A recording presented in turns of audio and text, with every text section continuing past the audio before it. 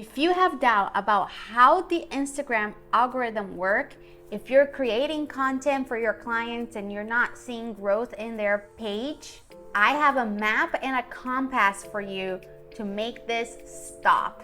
This is going to guide you to do your work extremely effective. And finally, we're going to uncover how the Instagram algorithm works.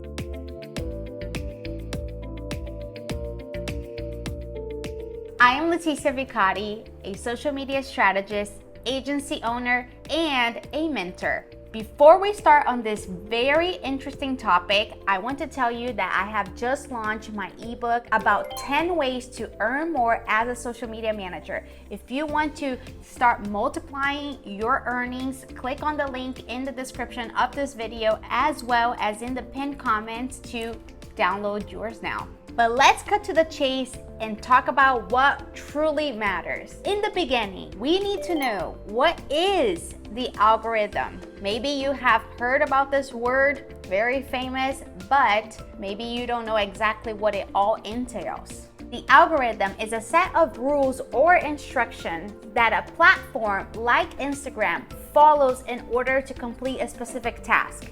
In the case of Instagram, the algorithm refers to the complex calculations and processes that happens in the back end of the platform. These processes are going to determine which posts and accounts are going to be shown to other accounts, and also in what order are they going to be shown in the feed or in the explore page. The Instagram algorithm takes into account many different factors, such as user engagement, relevance, newness, and individual preference, all to curate a personalized experience for each user. It aims to show users each content to each user that they are going to be most likely interested in and engage with based on their past behavior and interactions in the platform.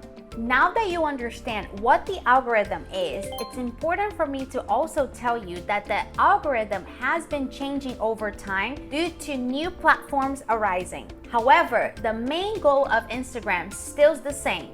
It continues to analyze each user's behavior to recommend the user their content.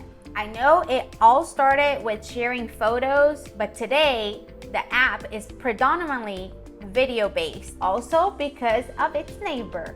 Knowing this, it's important for you to know that it's not just about posting your clients' photos or videos. It's about providing value and content that is going to solve people's problems and addresses their needs. By creating content that does that provides value and resonates with the client's audience, you're going to be able to attract new followers, increase engagement, and ultimately grow your client's Instagram account.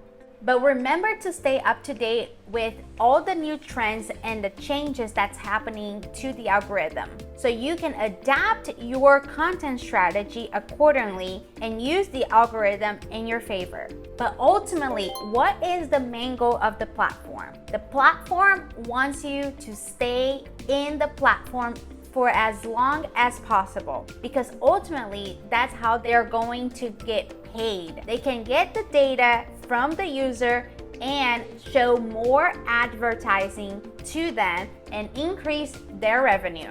Your social media, after all, is not free. You pay with your data.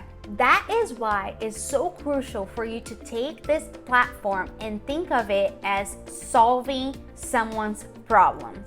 If they're going to get their problems answered and solved within that specific account, they're going to spend more time in it. So use the trends in your favor. Let's say there is a trend going on that you can adapt to your client's industry, or there is a huge industry update or news that's going on in your client's niche. Well, let me give you an example. I have a client who is a lawyer, and there was a law that just passed, and we decided to jump right in and ask her to record a video talking about it. I mean, compared to her other videos, this video exploded. And so this is addressing people's problems. It is solving their problems, but also answering their doubts. When people like, comment, share, save, do all these interactions within the platform, Instagram automatically sees this as people are interested in this topic. And what they're going to do is they're going to get this piece of content and they're going to deliver to a broader audience of people that maybe they don't even know you, they have never seen you. And that's what needs to be done on your client's account. The content needs to be engaged in order to increase the reach, because that is the point that Instagram is looking at. So when we see videos that are going viral or there are so many views, this is an indication that these videos have some kind of aspects on them that made people interact more, thus algorithm delivering to more people and more people seeing that video.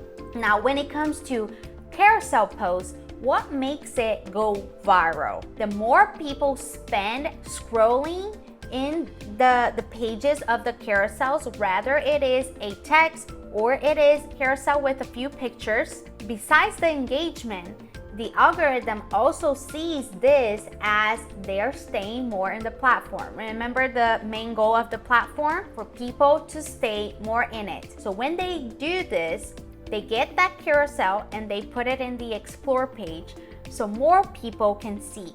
So if you want to do the test with your account or your client's account, go to the explore page of Instagram and see what are the recommendations that's following there. Is it a lot of motivational posts? Is it a lot of like diet or babies or whatever it may be?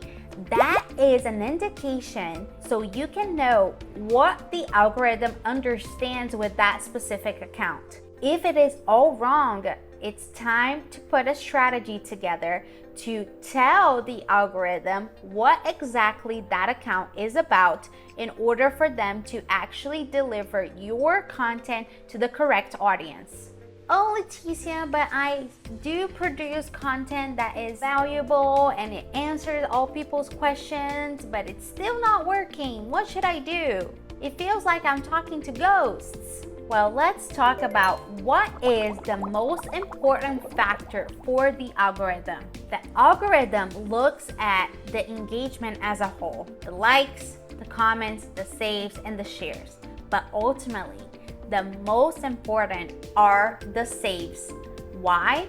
Because if someone is saving a piece of content, it is telling the algorithm that they are going to come back to the platform at some point to review this content again.